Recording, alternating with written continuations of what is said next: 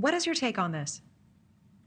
Well, I mean, I do agree to some point that he made there as far as when you do have a quota, you do force law enforcement to reach that quota, there is going to be mistakes made. I'm not aware of any quotas that are being set by federal law enforcement. I'm unaware of that.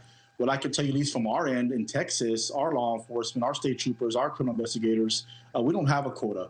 We want to prioritize public safety. We want to go out there and do the job and really focus on just traditional police work, and that is looking for criminals. And I'll give you a prime example. This past Friday, our special agents arrested two criminal illegal immigrants that were from Mexico, and they were wanted for sex crimes of children. I mean, these are the worst of the worst that we're trying to remove. So as far as quotas, I mean, I'm not aware of any quotas from any law enforcement agency. Obviously, I wouldn't be able to speak on that. But I can tell you from law enforcement in general, we don't have quotas. We want to prioritize the safety of our communities and that's looking for criminals. But again, obviously mistakes can be made when there is more pressure.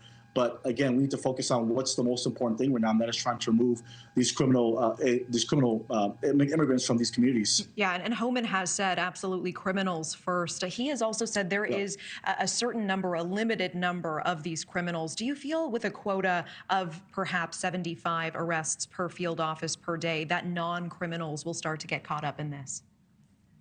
Well, I mean, I think Tom Homan made it very clear is that that's why you need cooperation from elected officials and from law enforcement across the country. And the most advantageous process would be is arresting criminal illegal immigrants that are in the jail right now, as opposed to being released